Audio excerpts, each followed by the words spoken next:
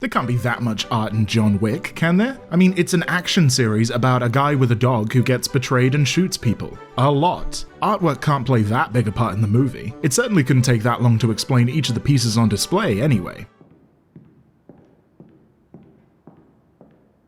Oh my god, this is gonna take forever.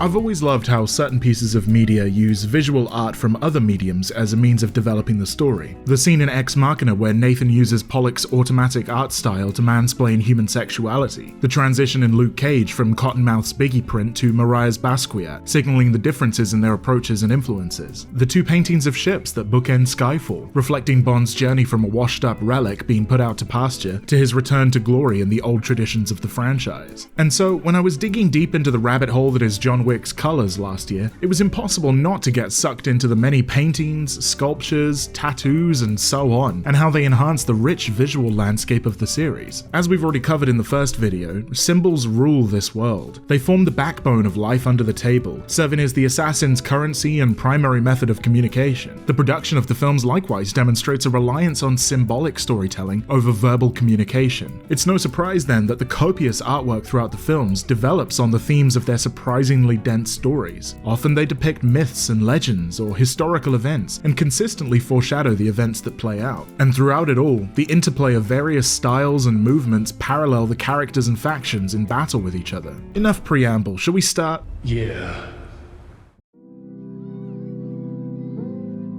As with the colors video, things start off subtle in the first film. The first painting we see is this abstract behind Viggo when he meets with Yosef. I can't find the name of it or any other images online, so it could be off-the-rack art, pieces that are made specifically to be used for sets like this. They seem like paintings used for decoration and nothing else. The rest of the art around the room seems to be pretty much all the same, and oh my god, is that 9/11? Hard to tell, I'm not gonna touch it. Shortly after, when Viggo is preparing to call John, we see the first instance of a named painting on the right. It's in a private dining room by Henri de Toulouse-Lautrec. The painting itself is a slightly unsettling portrayal of seedy Parisian nightlife, which serves as a neat reflection on the glamorous but dangerous underground assassin world. Of course, John Leguizamo, who plays Aurelio here, also played Lautrec in Moulin Rouge, and it's entirely possible that's the only reason this work is here. We do see the Moulin Rouge in the background of the fourth film, who knows? But it's not the art itself that speaks to me as much as the framing. It's just hanging out on a side table, not mounted or anything, despite being a work by a famous post-impressionist and probably the most valuable thing in the room, which tells you a lot about Viggo because, like the gold coins in Assassin Rolodex, this is probably one of his many assets. Someone else probably designed the rest of the brownstone's interior. Viggo doesn't give a shit about that stuff. Its monetary value is more important to him than its aesthetic value, so what does it matter if it's here or there? It probably won't be staying long either way. It's the same as the paintings in Viggo's vault that John sets on fire. I can't make out all of these ones, but the ones I can are very funny because they're all real-life missing artwork. On the right-hand side here is The Concert by Johannes Vermeer, and your initial reaction might be one of either yawn, boring painting, or okay, classic Vermeer style that. But this painting is one of, if not the, most valuable stolen objects in the world. It was stolen back in 1990 in the Isabella Stewart Gardner Museum heist, the largest art theft in history, and hasn't been found since. This one is most certainly the Holy Family, or at least the Virgin Mary with Jesus and John the Baptist, but fuck me if I can pick out which one it is. Do you know how many paintings of Mary and baby Jesus there are? After this video, I've looked at so many paintings of frolicking toddlers, I'm probably on some watch list, so I'm content to just leave this one to the commenters. That one on the left behind the bars is The Just Judges by Jan or Hubert van Eyck. It was stolen much earlier in 1934, still hasn't been found, and is believed destroyed. Given the length of time this has been missing, and the legend built up around it, it would likely be priceless if found.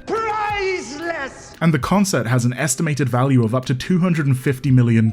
Add up all these other paintings I can't quite put my finger on, plus the cash and coins, and ignoring the blackmail, when John burns the vault, he probably burns something close to $1 billion worth of assets. Honestly, when Viggo loses his shit later, I get it now. Although Viggo isn't losing his shit over the art, it's more the blackmail that sets him flying off the handle. Artwork cash, not without its worth, but the leverage I had on this city. They're all equivalent items to Viggo, Vigo, in that they provide him with currency and power, so any aesthetic value they have to him or us is irrelevant. They remain stacked up in a vault, away from eyes. There are framed pictures in the bar at the Continental, but it seems like stock art for a bar, an outline of a martini and a couple of pinups. And that's pretty much it for the paintings in the first film. Like I said, sparse. However, there are other forms of art, like architecture and tattoos, and these two do a huge amount of heavy lifting in establishing the character of John Wick in this first film. The house, which is a real one by the way, situated in upstate New York, is a modernist, minimalist building, painted a crisp white and featuring clean, straight lines. Yet it has a complex geometric pattern of angles on the exterior and a labyrinthine layout in the interior, speaking to John's personality and the identity of the films on the whole. He's single-minded, direct, and careful with his few words, which can give him the impression of simplicity. But like the house, he has hidden depths, with conflicting desires and a mess of personal and political relationships that need to be resolved. Likewise, I even made a joke in the opening about how straightforward these films seem to be on the surface, yet this monstrosity of a video proves that the deeper you look, the more there is to find. Its huge size and the washed out whites and greys of the decor emphasize John's loneliness without Helen. Other features highlight her absence: the two sinks, the two coffee cups, the two seats at the bar, John's glance at the passenger seat of his car. This is a house made for two, but John is solitary. The house is obviously insanely expensive, but it's also understated rather than gaudy in its furnishings. John is a man whose tastes tend towards no-fuss classic, with his vintage muscle car, his 20th century modernist house, and his nondescript clothing before he steps back into assassinating. He's a very functional person, and when he does express himself creatively, it's without a huge amount of bells and whistles. This is going to prove ever more important as we progress through the series, and we're introduced to ever richer and more baroque figures in the eclectic world of the assassins. The building also features a heckin' load of tall glass windows, letting in an enormous amount of natural light, and providing very little protection should anyone want to shoot at John. You'd think that's strange for a highly effective assassin, but it reflects how done John is with that life that he's so willing to expose himself like that. Then there's the tattoos. John takes a shower after refusing Vigo's peace offer, and we get a good look at some of his ink. The first one your eye was likely drawn to were the words Fortis Fortuna Adiuvat across his shoulders. Latin is a weird dead language, so there's lots of ways to read that, but fortune favors the bold is the most common and likely. It's an extremely common motto in the US Army, particularly the Marines. That could imply that John served at some point in his life, or if that seems unlikely, given he was raised up as an orphan within the assassin world, could be an association in spirit. He's a loyal, skilled soldier in an army where following rules and order are paramount. You can take a similar perspective on the wolf tattoo on John's right shoulder. Is he really into Omegaverse? Probably not. It's most likely a Russian prison tattoo called an oskal, meaning grin. It's given to prisoners known for their defiance against authority and propaganda. Again, it could be an indication that John did time somewhere in the Baltic, and it could be part of the culture of the Ruska Roma to mark its up-and-comers with personality signifying tattoos, or it's more the association that's key, that despite the other tattoo indicating loyalty and obedience, this one indicates the rebellious streak that will grow to define John's role in the third and fourth films in the series. Over on the left, we can see what seems to be a snarling dog in flames, which could evoke hellhounds or Cerberus, the guardian of the underworld in Greek myth, and a reflection of both John's death-dealing and affinity for doggos throughout the series. And then in the center, we can see a depiction of Albrecht Dürer's praying hands over a cross. This, along with the plain cross on his left shoulder, expresses John's faith, which sounds plain and simple, but belies the complex system of beliefs he possesses. I don't think he believes in God, per se, despite strong implications of a Catholic upbringing, but I do think he believes he's going to hell, whatever that means to him. His previous devotion to a cause above himself, followed by his fall and rebellion against the higher powers, and finally his miraculous resurrection and self-sacrifice, position him as a parallel of both Lucifer and Jesus, funnily enough, but we'll get to the role of religion in the story later. More broadly, tattoos are nigh universal amongst the assassins, most of them designs that aren't worth going in-depth here, that is, apart from the reveal of Winston's Ruska Roma tat at the end of the fourth film, which alongside his line imply a much closer link between the two than previously assumed. Ballerina isn't out yet as of writing, but we can see Eve has her own set of tattoos, with a similar religiously themed central piece on her back and another Latin phrase over the shoulders, this time lux in tenebris, translating to light in darkness. While being representative of people like Eve and John who, despite being assassins, possess many qualities one would call good, the meaning of the phrase actually goes further. The phrase has its origins in none other than the Gospel of John in the Bible, which is about as on the nose as it gets. The light in question is Jesus, someone who John will be associated with many more times in the series. I suppose we'll find out when it comes out how far this particular reference will go. The point on the whole seems to be that everyone has had marks left on them by this life, like scar tissue. Much as the films and the organization they depict glamorize the life of a hitman, scars are turned into art, and they wear them proudly.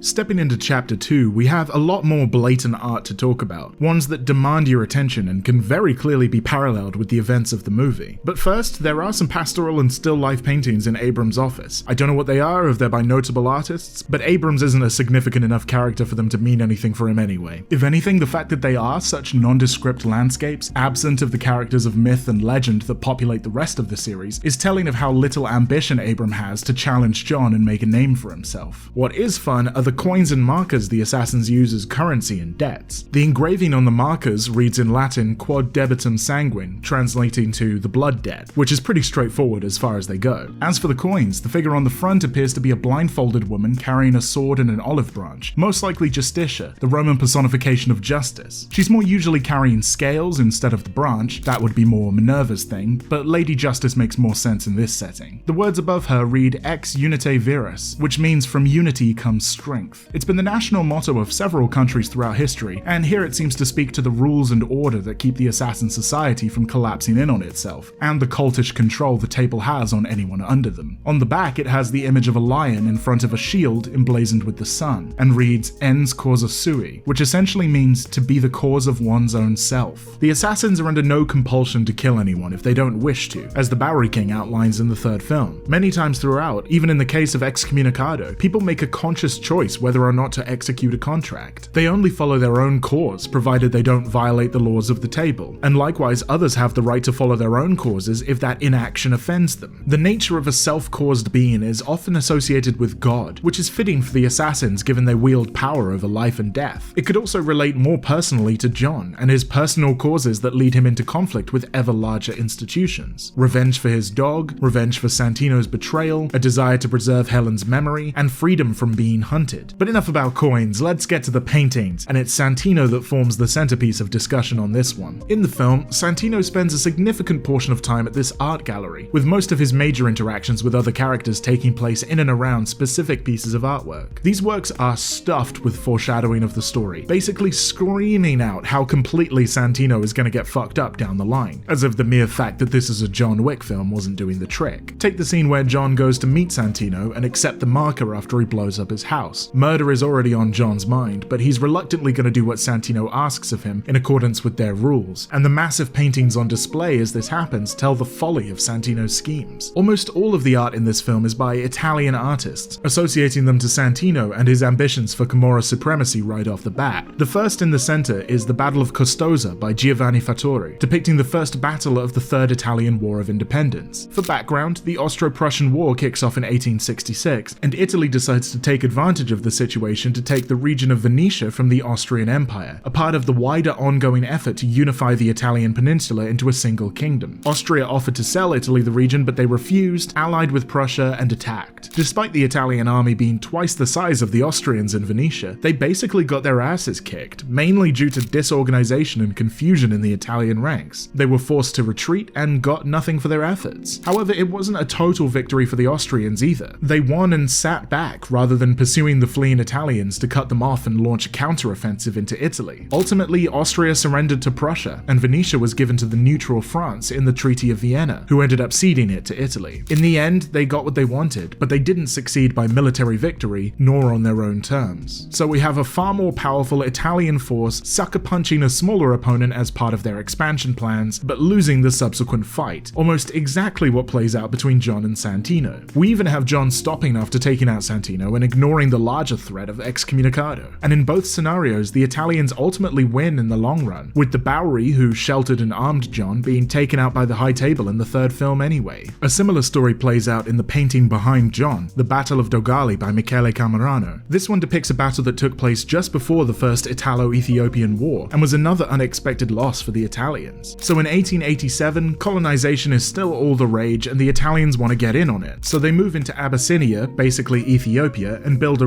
doubt. The Ethiopian governor Ras Alula warns them that they're violating a treaty by invading, and that any further troop movements would be treated as a hostile action. The Italians ignore them and double down, and after an initial victory, send reinforcements to resupply. The governor's spies found out about the reinforcements and attacked them before they could get to a fortified position, and kill nearly all of them. It would escalate into several wars between Italy and Ethiopia over the decades, where Italy would ultimately occupy Ethiopia in the Second Italo-Ethiopian War until World War II. An interesting parallel to make here is between the warning Ras Alula gave to the Italians not to invade further, and both John and Winston warning Santino both to not bring him back in and also to not betray him, knowing that they would be compelled to respond with equal hostility. There's also a parallel in the escalation of conflict, with the first domino of Alfie Allen killing a dog, spiraling 3 movies later into a worldwide rebellion against the High Table. But for now, you can compare it to the back and forth of John and Santino's jabs at each other, ultimately resulting in Santino's death and John's excommunication. And the third painting to the left is the Battle of San Martino, again by Camerano. This battle is more widely known as the Battle of Solferino outside of Italy, and again takes place in Lombardy, Venetia during the Second Italian War of Independence, with the battle this time being fought between France, Piedmont, and Austria. You can take almost everything I already said about costly, bloody wars and the effort to reunify Italy and apply it here. My biggest takeaway from reading about this battle is that it was so horrific that it started a ripple effect that led to the creation of the Geneva Conventions and the Red Cross. That bad, huh? I don't know what these other paintings are behind the two of them, but I'd love to know, so if you happen to have the answer, please do sound off in the comments. There are also plenty of other pieces around the gallery. There's this bust of some Roman higher-up, but behind it is one of Arnaldo Pomodoro's sphere-within-sphere sculptures. There are 45 of these things, all slightly different, and according to Pomodoro, they represent the ideal city that manifests itself in the works of Italian Renaissance artists and gnaws at the minds of contemporary people of art and science. In addition to the Renaissance theme that later pieces will shore up, here I think it speaks to Santino's ambition and the new era he seeks to bring to the Camorra. The discordant, almost violent tears in the surface of the sphere reflect his own inner contradictions, his stated love for Gianna and his hiring of a contract killer to murder her. John later walks past Dreams by Vittorio Matteo Corsos, depicting a woman sat on a bench next to several books, her hand on her chin as she appears lost in thought. We'll find parallels between John and other dreamer figures later in this video, and here it's a comparison that's both praising and damning. Praising in the sense that it's noble he doesn't want to be back here, murdering for other people's causes. He dreams of settling down, playing with his dog, enjoying his peace. But also damning, given how hopelessly naive of him that is, that there are no bad faith actors that would seek to exploit him, and that he would just be allowed to get away with everything he does without consequence. As for the other two paintings in the entryway John walks through before Ruby Rose gropes him, on the left is the creatively titled The Marquise Luisa Casati with Peacock Feathers by Giovanni Boldini. Luisa Casati is an absolute icon. Go look her up if you've never heard of her, and she relates to Gianna quite a bit. Both practically ruled their social circles for decades, Gianna via the brutal rule of the Camorra, and Luisa with her lavish outfits and exotic animals. And yet, both fall, with Gianna betrayed by her brother, and Luisa lost to poverty, having incurred millions in debt throughout her escapades. Here in this painting, she's depicted as a kind of whirling wind spirit, both beautifully elegant and dangerous, words I'd also use to describe Gianna. I've got nothing much to say about the one on the right, a portrait of Signora Pantaleone by Antonio Mancini, mainly because I have no idea who Signora Pantaleone is. She do kinda look like Nanny McPhee though. Besides the paintings, there are some very appropriate sculptures that the action is framed around. One very pointedly relevant one would be Humanity Against Evil by Gaetano Cellini, which is this statue at the bottom of the stairs when John's shooting his way through the gallery after Santino. An inscription on the sculpture reads, "Thus I'll extirpate using my teeth and nails the eternal pain that stings my heart." So it depicts a guy using violence to deal with the pain inside him, broadly embodying the struggle against the evil within humans. I'm sure that has something to do with John Wick. This one here is a tricky one, and I'm definitely going to show my ignorance one way or another, but I'll try my best. There's this massive, multi-armed Buddhist or Hindu statue behind Winston when he comes to mark John's debt to Santino as complete. Based on the many arms and artistic stylings, it's probably Avalokiteshvara, or his female depiction Guan Yin. I'm going to favor that second name just so I don't have to keep saying the first one. The story goes but they wanted to save as many people from the cycle of samsara as possible, so they split into 11 faces and 1,000 arms, with an eye in each palm so they could see all the suffering in the world and reach out to those in need. John is likewise seeking liberation from the cycles of death that he's being pulled back into, and the more literal freedom that Santino should grant him in exchange for killing Gianna. But there's also this threat present at the end of the scene, as the camera pulls up in a low angle to frame the statue, and Winston asks Santino what he thinks John is going to do now that he's free of the marker, the heavy implication being fire and brimstone. And yet, that's not really Guan Yin's deal. They embody compassion, mercy, neither of which John will demonstrate towards Santino in the end. Multi-armed forms are extremely common across Hinduism and Buddhism, so it could be the filmmakers are trying to evoke one of the more widely known figures from the Hindu pantheon, Shiva the Destroyer perhaps, or Vishnu restoring balance to the universe. Either one would be appropriate for what's about to come. Santino spends the rest of the movie hanging out at this particular room in the gallery dominated by sculpture. Probably the most prominent piece in the room, one that's featured in the background of scene after scene, is Heracles and Lycus by Antonio Canova, depicting Heracles chucking his herald Lycus into the sea. Like many of the pieces of art in the film, the story the statue is referencing embodies many of the themes of John Wick 2, and even directly parallels some elements. Merely referencing Heracles at all is relevant, a man who had to perform some impossible labors to atone for his past sins. The cliff notes of this particular story are that a centaur, Nessus, tries to steal Deianira, Heracles' wife, so Heracles shoots him with arrows dipped in poisonous hydra blood. As he's dying, Nessus gives Deianira his blood-soaked shirt and tells her that it'll make Heracles down to fuck, and for some reason she's like, cool thanks, I'll put it in the closet, you seem trustworthy. Later on, Deianira hears on the grapevine that Heracles might be into someone else, and remembering the thirst shirt, she tells their servant Lycus to give it to Heracles. But oh no, the poisoned blood on the shirt absolutely messes him up, and thinking that Lycus has betrayed him, he yeets the man into the sea, which is what we see depicted in the sculpture. Where do we even start with this one? The broad themes of betrayal and revenge are saturated throughout John Wick 2. Santino's death for betraying John is foreshadowed here, but he also parallels Nessus, blowing up John and Helen's home and damning John with his own death. It's covetousness that motivates both Deianira and Santino, she for Heracles' love, and he for Gianna's position as head of the Camorra. And there's also the point of foolishly making deals with the devil, Deianira with the shirt and John with the marker. Even the Hydra poison pulls in ideas that support the story. The High Table and all the assassins beneath them are Hydra-esque, another head popping up to replace everyone John kills, including the Elder. They make this comparison themselves in the fourth film. Hercules had his Hydra.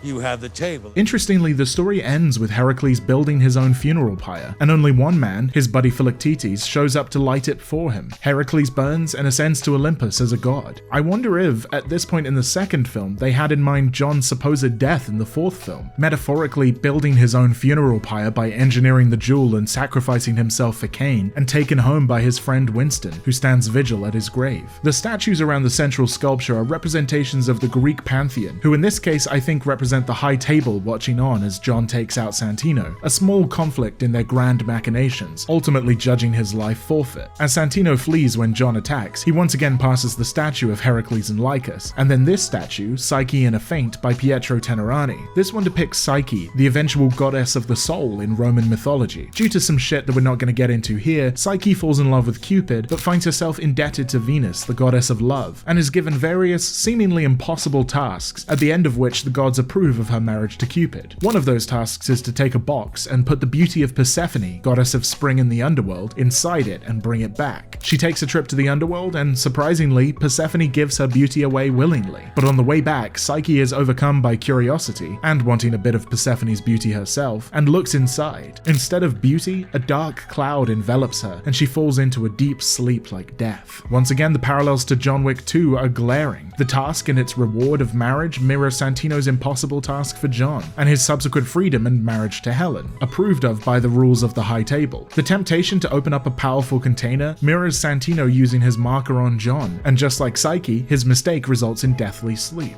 In this particular sculpture, rather than the more usual pyxis that Psyche is told to put Persephone's beauty into, the vessel used is closer to a ciborium, more commonly used nowadays as the vessel used to hold sacramental bread for communion. Bread in one vessel, blood in and the other, both embodying sacrifice for another's sins. Christ becomes relevant again in the final meeting between John and Winston at the Bethesda fountain, featuring the statue Angel of the Waters. The terrace and statue are both referencing, once again, of all things, the Gospel of John, in which Jesus heals a paralyzed man in a pool blessed by an angel. In one sense, you can parallel the healing itself to John, washing his hands clean of Santino and his marker, and broadly freeing himself from the restrictions of the High Table, albeit through excommunication. John was paralyzed by their rules, confined to the assassin role they found useful, so he broke their rules, and in becoming excommunicado, is freed from his obligations, and of course, his protections. But there's further complexities. Jesus healed the man on the Sabbath, the Jewish day of rest on which it's a deadly sin to work. In doing so, he broke Jewish law, bringing the ire of the Jews upon him, and contributing to their acceptance of his eventual execution. In this way, John is identified more with Jesus, breaking the religious law of his world for the sake of his own values, and being punished with execution for it. For some other work seen on display as Santino scampers, there's what looks like Rodin's The Thinker, but definitely isn't The Thinker. Not sure I can place that one. Same for the guy in the corner behind Humanity Against Evil. I don't know the name, but the non-finito style of having the sculpture in the midst of being formed from its originating rock is a neat mirror of Santino's aborted debut as head of the Camorra. There are numerous other Greek or Roman-style busts and sculptures around the place, and the presence of so much classical art warrants a bit of historical context, so let's take a quick detour. See, artistic styles don't spring forth fully formed from Zeus's, or I guess Apollo's head, because people just liked the way things looked that way all of a sudden. They're formed from the confluence of practical and social influences. One of the major causes of the Renaissance was the rediscovery of ancient Greek and Roman learning in philosophy and the sciences, and with it an embracing of certain aesthetic values of classical antiquity, namely restraint and simplicity, clarity of form, and a strive for perfection.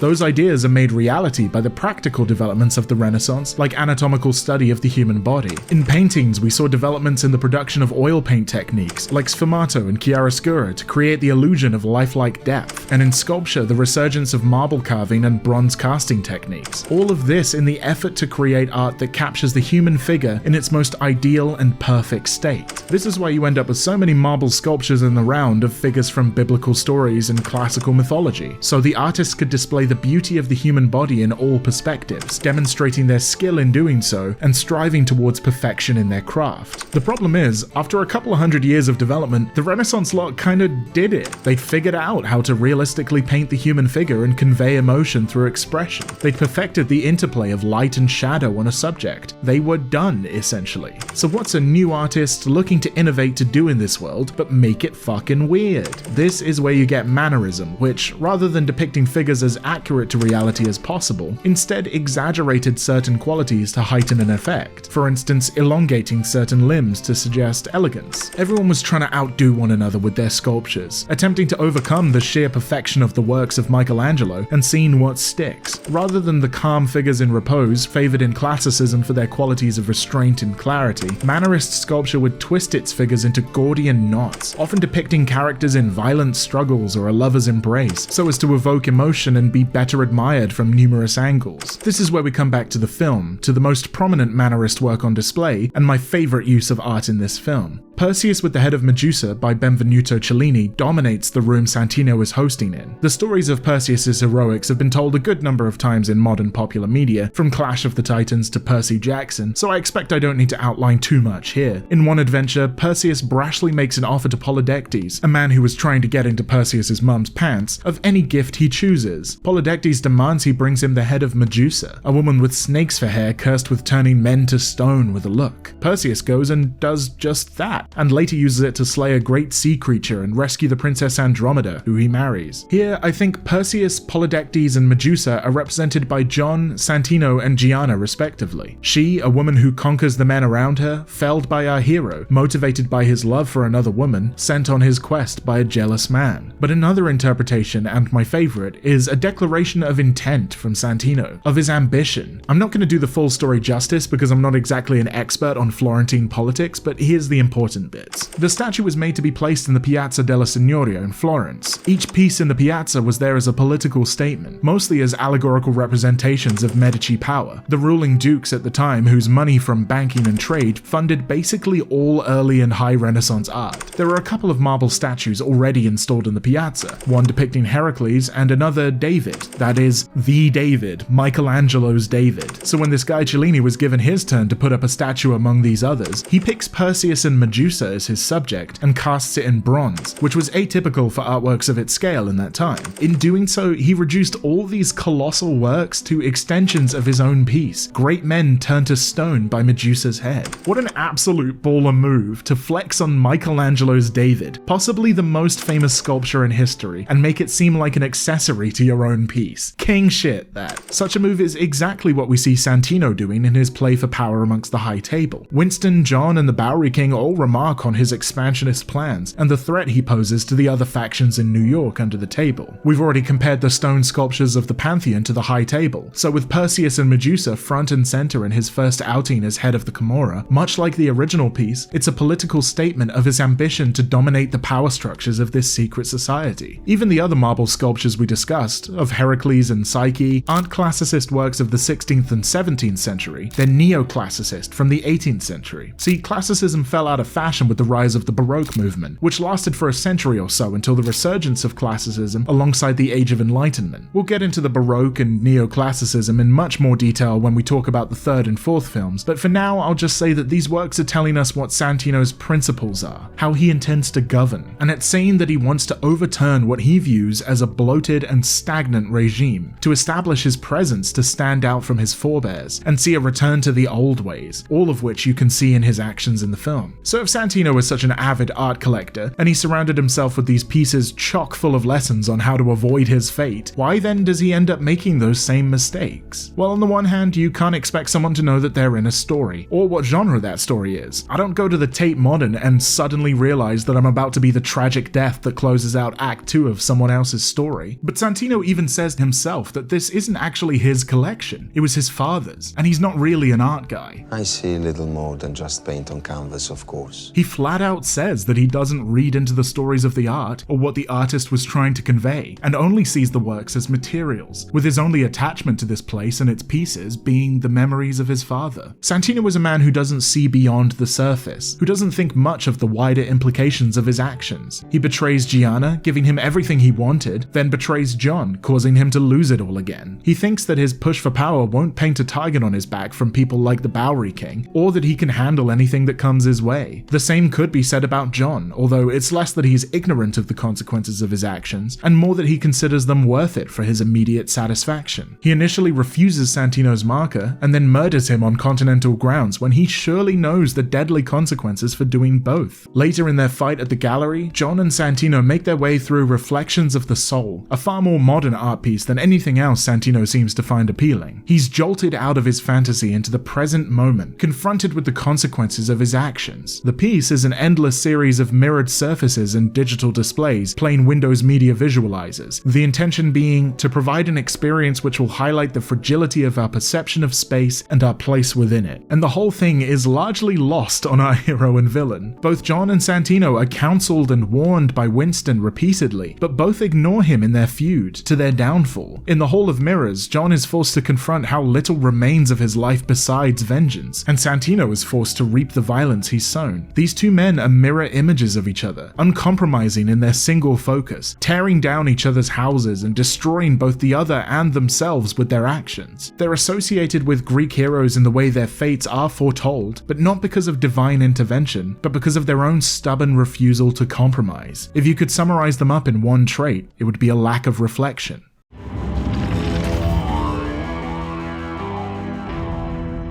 Parabellum opens with John on the run, making his way to the New York Public Library to collect some items he'll need to escape the city. When John opens up the Book of Russian Fairy Tales by Alexander Afanasyev, he turns to an illustration of the titular character from the story Vasilisa the Beautiful. If you're not familiar with the fairy tale, the story is similar in many ways to Cinderella. It follows Vasilisa, the daughter of a merchant whose mother dies when she's young. On her deathbed, she gives her a doll talisman with instructions to take care of it and never let anyone else see it. In return, whenever she should need help, if if she gives the doll some food and water, it'll help her with whatever she asks. The father remarries, and the stepmother, in classic fairy tale fashion, is cruel to Vasilisa, making her perform increasingly difficult household chores. But with the help of her doll, Vasilisa is able to complete them all. When the father is sent away for a long time, the stepmother turns out all the lights and sends Vasilisa into the forest to look for something to make a fire. She comes across Baba Yaga in her hut and is given various tasks to earn the fire, mostly cooking and cleaning jobs. Once again, the doll helps her succeed, and Baba Yaga rewards her with a skull with glowing eyes full of burning coals. Vasilisa returns home and gives her stepmother the coals, which burn her and her stepsisters to death. She buries the skull, lives happily with her father when he returns, and carries on with her life. The rest kinda isn't relevant. So where do we start with all this? First off, the rooting of the book in the folk stories of Ukraine, Russia, and the Belarus, the latter of which will be revealed to be John's people later in the movie, ties it to John's cultural heritage, and possibly revealing an element of his upbringing. John is also often referred to as the Baba Yaga for his prowess as an assassin, though he shares little in common with the character beyond often being quite spooky. Within the story itself, the talisman that gets Vasilisa out of danger parallels the marker and ticket that John stores right under the picture, which get him out of danger on more than one occasion later in the film. Then there's the impossible tasks given to Vasilisa to bring about her survival and freedom, which, like the Greek myths, can be easily mapped to John's impossible task, and the fallout of his clash with Santino. Finally, victory over an oppressor may be too broad to apply here specifically, but it is something the two stories certainly share. Anyway, it's a bit hard for art to show up and make a meaningful impact for the next half hour or so, because it's all fighting,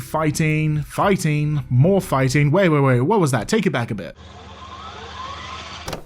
Is that General Grant? Okay, what can we do with that? I suppose this is the movie where John and the Continental first rebel against the High Table. An existence under the table is essentially slavery with extra steps, and slavery with very few steps in what the Elder outlines John's life would be. So it makes a certain kind of sense to associate John and Winston with the Union in a civil war. Look, I'm not gonna lie, I've seen this movie a dozen times or more, and I literally hadn't even noticed this painting until I started making this video. And I mean, of course, look at what's going on right now. So I can't say I have any feelings either way about a picture of someone who may or may not be 18th US President Ulysses S. Grant, but there is actually a whole bunch of art in this antiques shop / museum / warehouse or whatever it is. This one is probably Washington, and you can paraphrase pretty much everything I said about Grant here in relation to fighting for freedom. John walks past a statuette and a couple of stained glass windows probably depicting Jesus, which is relevant for his symbolic sacrifice and resurrection at the end of the film. Speaking of statues, there's also this eagle, these wrestling dudes, and this thing which I'm not 100% certain about, but I suspect might be a Neo statue. Not just for their association with power and strength against adversity, but because it's a homophone of Neo, Keanu Reeves' character in The Matrix. In my defense, it wouldn't be the first or last Matrix link they made in the John Wick franchise. When John finally makes his way to the theater operated by the Ruska Roma, the marquee above the door advertises A Tale of Two Wolves. As far as I'm aware, this isn't a real ballet, and is likely a reference to that fake lore Native American story you hear absolutely fucking everywhere. I'm loath to even bother reciting it, but hey ho. The story is usually framed as a wise elder speaking to a younger person, telling them that within them there are two wolves constantly battling. One represents bad shit, whether it's evil or despair, and the other represents good shit, like hope or kindness. When asked by the younger which one wins, the elder replies, the one you feed. You can parallel John's internal struggles this movie, between his individual concerns, namely staying alive to preserve the memory of Helen, and doing what's right for others, like defending Winston and Sharon from the High Table. The wolf is also an apt image to apply to John given his Oscar tattoo. During the conversation with the director, they walk past a whole bunch of paintings, most of which I can't identify, but there are a few I can spot. At the back on the left-hand side is The Sacrifice of Polixena by Giovanni Francesco Romanelli. This is in reference to the close of the Trojan War, in which the ghost of Achilles appears and says that the Greeks need to sacrifice Polixena, the Trojan princess and Paris's sister, both in order to give them a favorable wind home and show their gratitude for him and victory. She is eventually sacrificed over Achilles' tomb, though it didn't really help any of the Greeks. Most of them met with tragedy at the hands of the gods on their return home for their sacrilegious destruction of Troy's temples. John is Polixena here, the sacrifice that the adjudicator, as if by the will of the dead Santino, demands of Winston in order to ensure his continued prosperity, something which doesn't actually materialize for him. He and all the other allies of John she and Zero cut down are Agamemnon, Ajax, Odysseus, and so on, cursed for their transgressions. statues. The big one up against the wall behind the practicing ballerinas in the last room is the Battle of Versailles by Giovanni Battista Tiepolo. This particular battle saw the Roman army, led by Gaius Marius, comprehensively crush a Celtic-Germanic alliance that was threatening Rome. While I don't think the details of the battle itself are relevant to John Wick, you can draw a parallel to the High Table thoroughly crushing the dissent blossoming around John's murder of Santino, and the director's fear of their overwhelming might. The aftermath is also relevant, as it was the first time a victorious general openly defied the Roman Senate, specifically in this case by granting Roman citizenship to all their allied Italian forces. Yet another reflection of the nascent rebellion John is stoking. Finally, they end up in a room stacked to the ceiling full of Baroque-looking artwork. This seems to be another operation involving the sale or transport of valuable art that Vigo and Santino were engaged in as well, where the art itself means less to its owners than its monetary value, given how some of the most iconic pieces of art ever created are strewn against the wall. But before we go on, it's worth explaining what the heck Baroque means. That story picks up around where we left off during the discussion about the evolution of art during Santino's section. I yapped a lot about how study of classical antiquity led to an adoption of classical stylings, but it's also important to address how the very fact of widespread learning impacted art by way of the Reformation.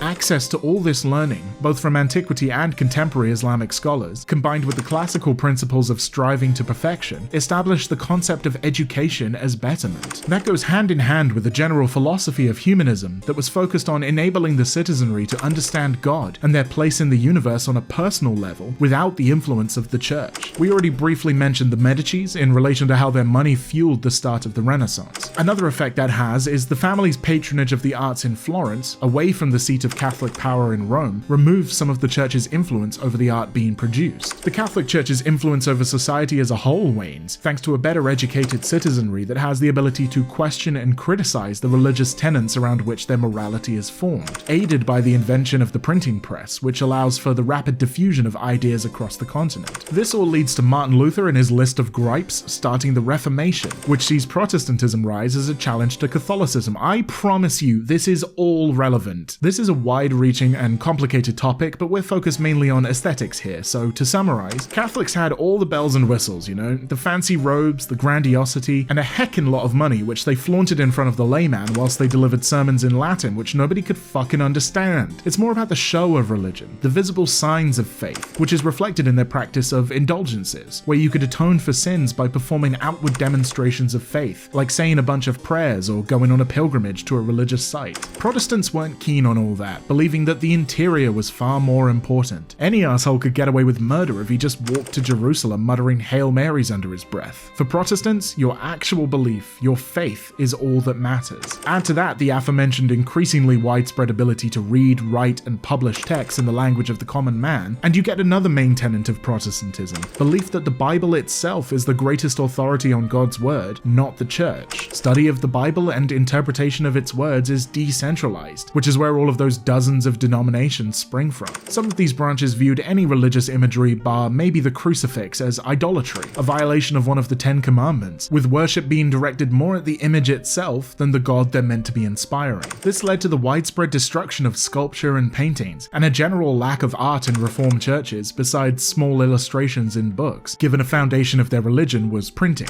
Hence the picture of a contemporary Protestant church as meek, unembellished, fucking boring. The Catholic Church wasn't about to sit back and admit defeat, so they pushed back with the Counter-Reformation, a concerted effort to address the criticisms of the Reformation, produce criticisms of their own in response, and reassert the dominance of Catholicism over the continent. The majority of these edicts stem from the Council of Trent, which also briefly addressed religious artworks. The mannerism style we discussed in Chapter 2 is in full swing at the time, featuring heavily stylized and increasingly abstract depictions of the human form. The whole focus was on creating artifice, placing unnatural-looking figures in unrealistic environments so as to evoke certain emotions in the viewer. The Catholic Church held the view that such stylization denuded the religious scenes they were presenting of much of their power. It should present its subjects evocatively, but clearly. After all, the whole point of religious art was to convey the stories of the Bible and inspire the populace with a sense of awe. All that boring-ass Protestant stuff doesn't get the people turned for Jesus. With that principle in mind, the church pumped a fuck ton of money into the arts, and the community went nuts with it. If you could summarize the Baroque in 2 words, it would be the most. Certainly when it comes to architecture. Take the interior of the Tarkovsky Theatre, which is set at the real United Palace Theatre.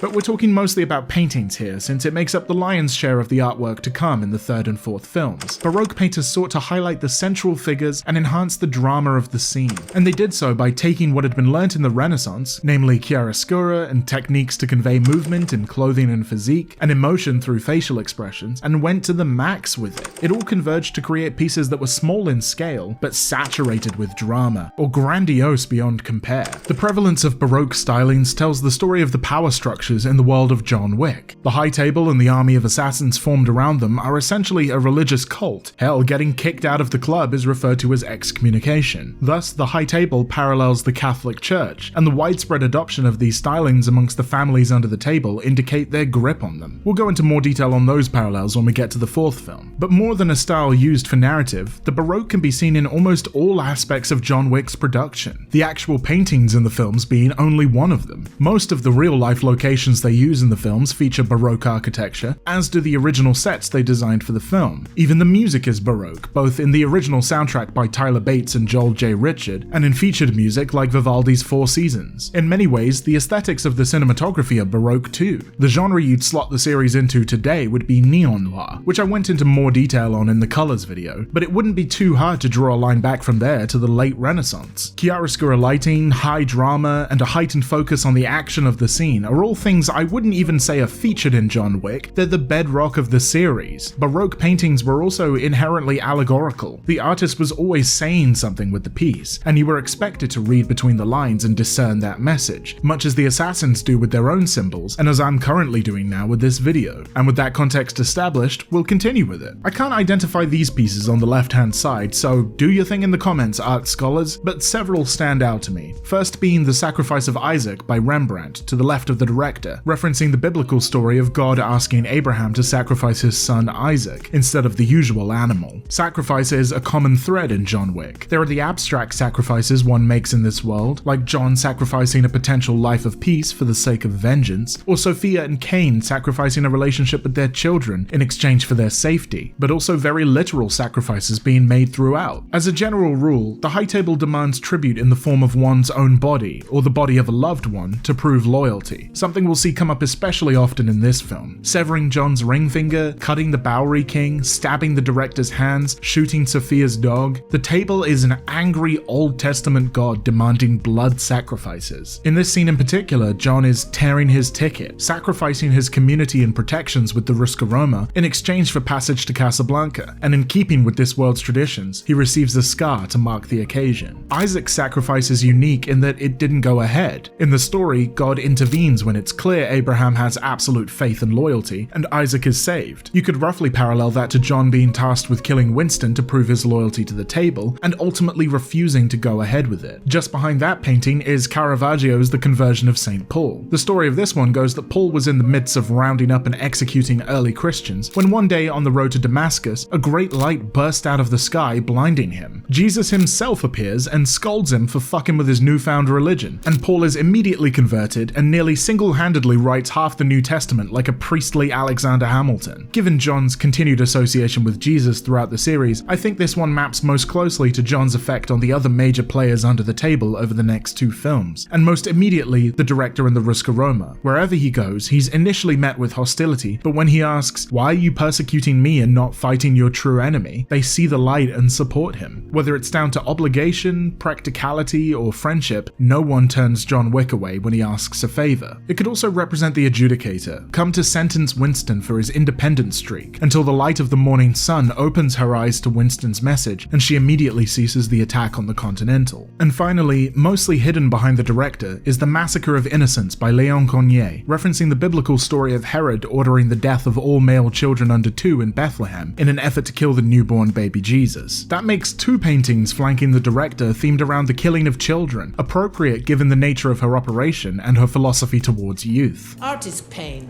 Life is suffering. As they walk through rooms of girls in intensive ballet training and boys practicing wrestling or judo, we see that she's attempting to kill their childhoods through brutality, numbing them so they can bear the pain the rest of their lives will inflict on them, as well as presumably training them to be effective fighters for their operation. In many ways, her point in these scenes is to try and disabuse John of what she considers to be childish notions. She considers that he threw away the impossible chance of a free life simply over a puppy, and compares his opposition of the High Table to fighting the elements innocents themselves, a futile act. The massacre of the innocents is a subject that's been represented multiple times in the 16th and 17th centuries, probably most notably by Rubens. What they're successful in is in capturing the scale of the bloodbath and framing it as this monumentous scene. Corneille's 1824 piece is far more personal, depicting a lone, barefoot woman attempting to shelter her child, staring directly into the viewer's eyes as the massacre goes on in the background. In the film, we're not seeing a widespread slaughter, we're seeing the singular persecution of John, so the narrowing of focus to an individual experience is appropriate, I think. We could equally compare the woman to the director and John in this scene. The director, in her own way, supports and protects the children of her tribe by training them to defend themselves from the violence of the world. And John, like the woman, is vulnerable, cornered, quite literally in the painting, and almost out of options. He's running scared from the people pursuing him and resorting to blind faith to get him through. Back to the wider shots, as they walk into the room, the massive painting on the right-hand side is Ulysses and the Sirens by Herbert James Draper. This one depicts an encounter in the Odyssey, wherein Odysseus and his men are sailing past the land of the Sirens, creatures whose song can lure men to drown themselves. Odysseus orders his men to tie him to the mast and plug their ears with beeswax so they can sail through safely. The iconography of sirens as beautiful mermaids was a much later addition. Homer never provided a physical description of the sirens, and other poets and artists of the time described them as part woman, part bird creatures, what in the modern day I might call a harpy. You can see that interpretation in paintings like John William Waterhouse's. The explanation is that during the medieval period, the classic siren and folkloric mermaid were conflated, given their similar roles in luring sailors to their deaths, leading to the interpretation in Draper's work that you probably find more familiar. It's an association between female sexuality and violence that's interesting when paired with the painting on the mantle above the fireplace, the only one that looks like it's there to stay. It's Judith beheading Holofernes by Caravaggio, and just to the right of John is another depicting the same scene, Judith and her maidservant by Artemisia Gentileschi. The story of Judith goes that the Assyrians, led by the general Holofernes, attacked Judith's home Bethulia. Judith is a beautiful widow and desired by Holofernes, so she's allowed into his tent, and when he passes out drunk one night, she cuts off his head and brings it back to her people, rallying them to defeat the Assyrians. It's interesting how depictions of Judith changed over the centuries. Despite the obvious implication of Judith getting close to Holofernes by seducing and having sex with him, contemporary Christian scholars found associating such acts with Judith's obvious heroism distasteful. Take Delilah, who's condemned for the similar seduction and betrayal of Samson. So instead, up until the late Renaissance, she was depicted as more of a chaste figure, fully clothed and more closely associated with the Virgin Mary. She used her beauty to get close to Holofernes, but never actually got down with the bloke, and most depictions show her with the head, but not actually committing the murder. But time goes on, and chasteness is a little less of a thing, and the Renaissance happens. Italian Baroque artists love depicting things in the middle of the action, at their most dramatic point, so from the turn of the 17th century onwards, Judith is more often shown in the middle of the murder, giving her a more threatening edge. The undercurrent sexuality of the scene is also emphasized, and she becomes more frequently depicted as nude, especially at the turn of the 20th century. It gave rise to this image of the dangerous seductress, wielding both her sword and her sexuality as weapons. These two paintings are the epitome of the Baroque style, but maintain the detached, de-eroticized image of Judith herself. She's a killer, but she's not sexualized as she does so, and seemingly taking little pleasure in the act itself. And the Caravaggio takes pride of place on the mantle, while the siren painting lies on the floor, broken off of its frame. It could be this is meant to be emblematic of feminine power existing on its own terms in this film. It's not like John Wick was absent of killer ladies before now, what with Perkins and Ares serving as secondary antagonists in the first and second film respectively. However, neither of them held real power within the system, at least not when compared with the director or Sophia, who both hold management positions, which seem to be about 2 or 3 rungs below the top. Both were also killed in their respective films, whereas the women in this film are John's allies and survive to the end. Then there's the adjudicator, who is so respected that she can sentence someone to death in front of their face and walk away confident she's immune to harm. The continued presence of Judith imagery with another version by Gentileschi behind the director in the female-led spin-off Ballerina has me convinced that feminine strength is the point. To drive it home, prior to all of her paintings of Judith, Gentileschi was sexually assaulted by fellow artist Agostino Tassi, who got off so easy in the end, like holy shit. The many paintings of Judith she created in the years following feel like her own personal revenge story, and add weight to the themes already entrenched in John Wick. For the last thing in this room, there's also what appears to be a statue of 2 wolves fighting on the mantle, referencing the tale of 2 wolves once again whilst John is forced to make a fateful choice. He makes his way to Morocco, and when Zero attacks the theatre, we see a few more paintings of presumably notable historical historical figures, given the pants on this fella, but I'm afraid I can't make them out. I've got very little to say about the scenes in Casablanca. I'm coming at this with a European upbringing and education, with very little experience with North African works, so I've got no clue if things like the tapestries in Barada's office or anything in Sophia's rooms are actually priceless works of art. Anyway, fighting, vroom vroom, fighting, random tapestry by Jean Beaumont I don't have anything to say about, and we end up in the glass room of the Continental. John walks past a series of crystal skulls, and an auction site selling the movie props informs me that these are casts of the skulls of assassins, so not an external art piece making a commentary per se, but still worth going into. It's in this room that John will confront Winston and be forced to choose what kind of man he'll be, exposing his true nature. He'll later fight Zero here and have a similar conversation, discussing each other's true selves. In this room, like the glass skulls, their interior worlds are put on display, with no secrets left. The suits of samurai armor that flank the rest of the room are also evocative of the assassin's way of life. They're warriors and dealers of death that follow a certain code, not dissimilar from samurai and Bushido. In the armory, there's a bust of a figure in what appears to be formal military uniform, but I can't make out who it could be. This time I'm calling on military history nerds to leave their 2 cents, and I mean it this time. Please sound off. I scoured so many set photos and behind the scenes interviews with the props department and found out all sorts of fun facts, like the gun in the center of the gun spiral is a replica of the gun John Wilkes Booth used to shoot Lincoln. Very fun, but couldn't find a single dang reference to the bust Winston would have chosen to take pride of place in his armory. So infuriating. The last thing to note would be these towering statues in the center of the Continental lobby. These were custom made for the film, and one appears to be the Roman goddess of war Bellona, spear and shield in hand, a fitting placement for the subtitle of this film. The other appears to depict the Archangel Michael fighting Satan in his serpent form. There's some articles online that claim it's Mars or Ares, but like, this guy's fighting a snake. Ares fucking loves snakes. Can't get enough of them. If you want stories of Greek gods or heroes fighting serpents and dragons, there's plenty to choose from, but not Ares. Apollo slew the serpent at Delphi,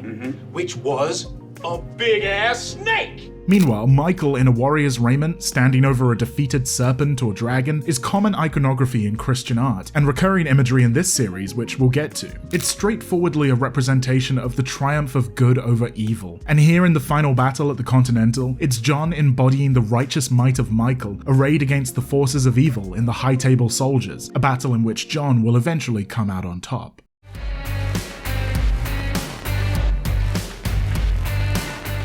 Early on in the movie, we arrive at the Osaka Continental, and I regret to say I know almost as little about Japanese art and history as I do about Moroccan, so I can't really comment on all the trappings of the combo gallery and training room. Like I said, I'm coming at this from a Western perspective, so I wouldn't even like to attempt to research everything here, for fear of missing some perspective and nuance, so apologies and best of luck if you go off to find out what all of this is. Surprisingly, for the first half of the film, there aren't really any notable artworks to speak of. Well, there are. There's a prominent shot of the Eiffel Tower early on, which was built to mark the 100th anniversary of the French Revolution, which will definitely play a part in the narrative later on. Likewise, the third film opened on a shot of the Statue of Liberty, another symbol of freedom and justice, all themes that are extremely prominent in the latter 2 John Wick films. However, this is a similar situation to when I discussed the orange and blue color palette of the third film in the Colors video. It's fairly common practice in film to include an establishing shot to orient yourself geographically and temporally in a setting, and if that setting is a modern city, your most economic option is going to be to have a shot of that city's most iconic landmarks. You see the Eiffel Tower, boom, you're in Paris. While the concept of liberty is a huge part of these films, it's something we can discuss a lot more thoroughly with other works, so for now we'll skip all the way past Osaka and Berlin and focus on the Marquis' escapades. It's here we should resume the story of the Baroque movement, particularly in how it pertains to architecture and nobility, because my god, you may have noticed that Baroque architecture could be thought of as excessive.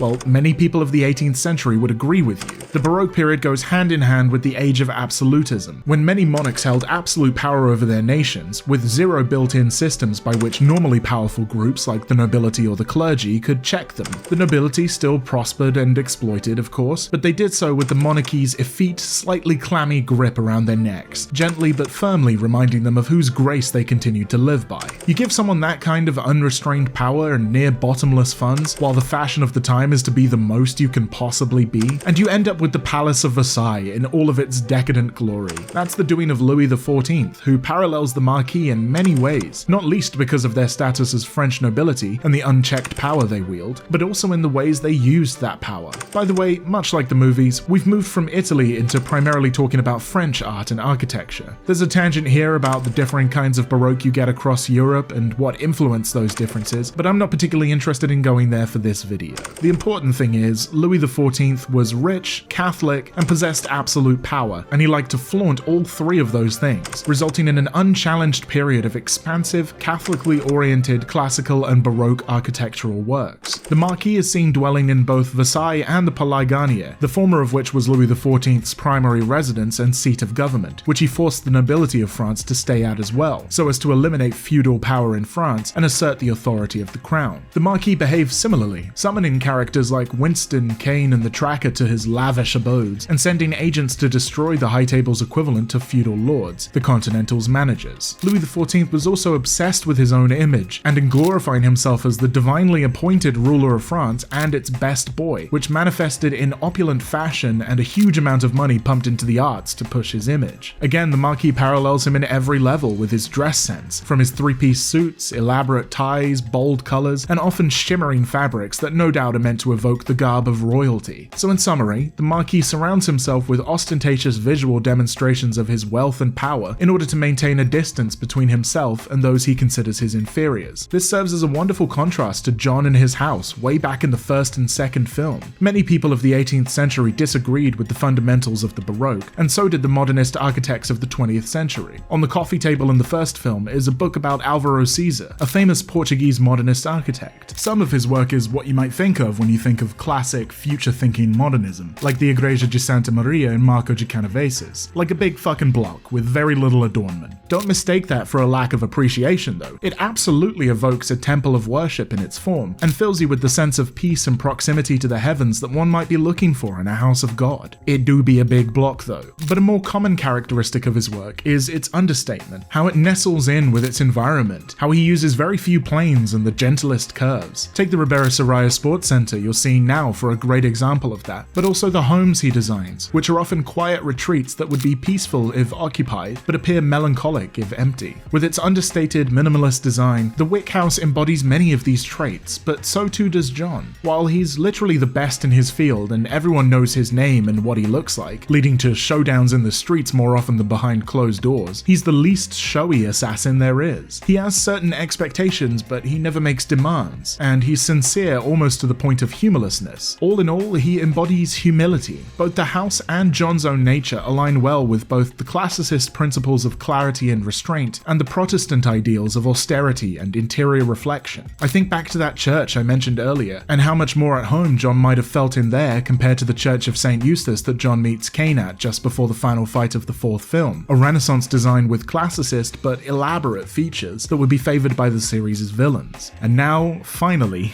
we get to the scene. The one which is probably what you thought of when you heard John Wick and artwork in the same sentence. Winston goes to visit the Marquis, who's posted up in the red rooms of the Louvre, and makes a long walk down the row of paintings. Before you start going, it's a scene set in the Louvre, bro. The paintings are there because the paintings are in the Louvre. They don't actually mean anything. I want to point out first, they didn't need to set the scene in the Louvre, nor did they need to set it in this particular room stuffed full of romantic and neoclassical art exhibited at the Salon of 1831 out of all the ones possible in the museum. Nor did they need to sit the antagonist directly in front of one of the paintings as he ponders it, or have another character talk about the painting after walking past like 6 others for a long time. So yes, the paintings in this scene are still saying something. I'll allow that not everything is relevant. For instance, the first piece here on the left, The Knight of Nanterre-Lanneville by Aimable Louis-Claude Pagnest. This is probably the least famous painting here, and is just a portrait of the general administrator of the Royal Mail. I got nothing on this one. Maybe because Winston is an aristocratic fella delivering a letter in this scene? Fuck off. But whatever, there's so many paintings that are absolutely dripping with meaning. It's not like I'm lacking for things to talk about, so we're just gonna jump right in and go one by one in the order the art appears in. Winston's walk-up features a heckin' load of French losses, especially in and around the Napoleonic Wars. The first of these is Napoleon on the Battlefield of Eylau by Anton Jean Gros. Eylau was a seriously bloody battle between the French and the Russians during the War of the Fourth Coalition, and one of the first to compromise the image of the undefeatable Napoleon. The French would go on to eventually gain victory, but at great cost in this initial battle. Despite that, Napoleon commissioned the painting to commemorate the hard-fought win and presented Gros with the Legion of Honor for his work. Similar to how paintings of historical Italian battles told of Santino's downfall in the second film, these French military failures foretell the Marquis's fate. In this case, he's Napoleon, while John of the Belarus and the Ruska Roma represents the Russians. The Marquis ultimately achieves his goal of killing John, but at great cost, namely his own life, mirroring the Pyrrhic victory of Eylau. Next up, we have The Wounded Cuirassier by Theodore Géricault, and it's another reflection of France's defeat against Russia, exhibited several months after Napoleon was finally defeated and exiled. Visually, it contrasts to your typical nationalistic artwork in Napoleonic France, which would see the cuirassier mounted and heroic, like in The Charging Chasseur, another of Géricault's works, which is in the same room, funnily enough, though not visible on screen in the movie. Instead, this soldier is afoot, afraid, and seemingly using his saber as a crutch as he makes his retreat down a hill. The soldier isn't visibly injured, suggesting the wound of the title is to his pride. Paired with the physical loss seen in the battlefield of Eylau, this one seems to represent the injury of John's defiance to the Marquis and the High Table's pride. We then get to my personal favorite in the room, The Raft of the Medusa, again by Géricault. This one is a few years after Napoleon's fall, and depicts the aftermath of a famous real-world shipwreck. To cut the story short, the Medusa was heading off to Senegal, but the captain was basically incompetent and crashed them in Mauritania. The survivors made a massive raft and tried to tow it along using the smaller boats, but the sailors gave up and abandoned them in the middle of the ocean. Everything that could have conceivably gone to shit did. There was an attempted mutiny that was put down, a storm hit and washed a bunch of people off the raft, and when supplies ran low, the sick and injured were thrown overboard, with some of the survivors eventually resorting to cannibalism. Only 15 people survived to tell what happened, and the story became famous in France, hence the painting. The captain is paralleled by the Marquis, both appointed to their positions because of their families rather than their abilities, tasked with restoring order in unruly regions, but their incompetence instead leading to rebellion and mass death. The captain was eventually court-martialed and imprisoned, just as the Marquis is killed in the end. The Medusa is also a good metaphor for what happens when rules and order break down, something that the John Wick movies come back to frequently, given the rules they follow are the bedrock of their society and most of the film's plots. Because there are rules, and without them, we live with the animals. Exactly.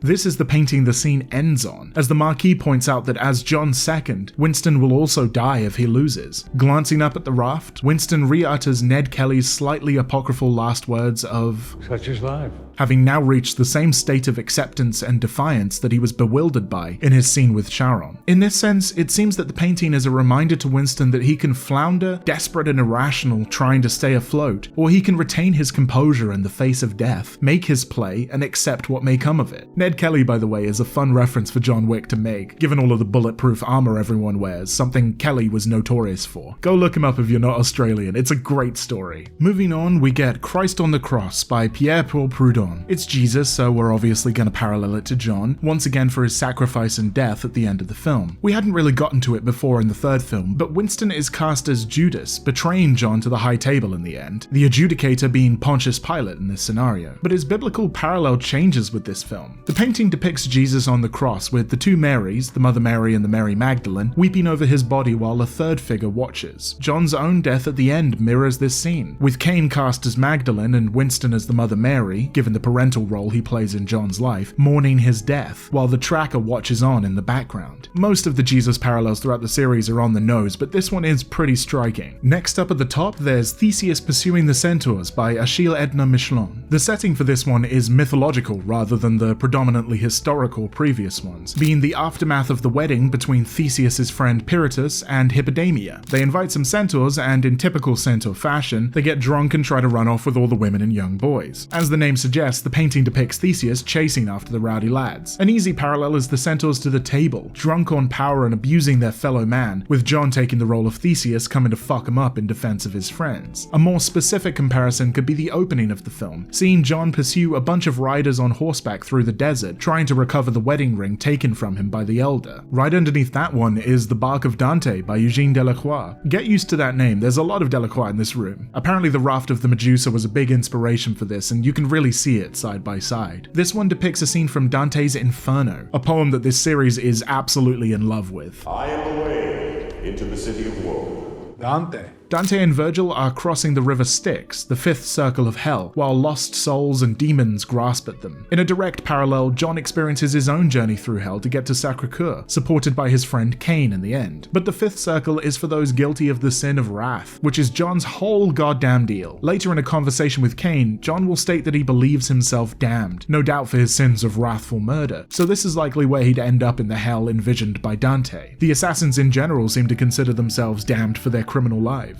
You can interpret the phrase they always say, We're seeing you, John. as seeing them in hell. Both Cain and Vigo echo John's sentiment about being damned. We are cursed, you and I. On that, we agree. We're damned.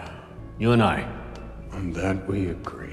John is a similar figure to Satan in many ways, or at least the version in Milton's Paradise Lost. More of a sympathetic figure who fought against the powers that ruled from above with tyranny and was cast down for it, but ultimately finding freedom in darkness preferable over light and servitude. The irony, however, is that with his final act of killing, John becomes a martyr for those under the table, and in the words of the Harbinger, It will turn Wick into a saint. if the assassins could conceive of a heaven and choose someone to put there, they'd choose John. Meanwhile, Cain is damned for the murder of the one he calls his brother, in probably the most on-the-nose religious reference in a film full of stiff competition. Rather than a descent into hell like Dante, John ascends, out of the sewers and up the stairs, and more stairs, and then more stairs, and then the same stairs again, ending up at none other than a church. The Bowery King acts as the ferryman of the Styx, something ironic and a little sad given the series had a character named Charon, where once he ushered him down, Your descent into hell begins here, Mr. Wick. now he ferries him to his salvation. How close can you get me to the church?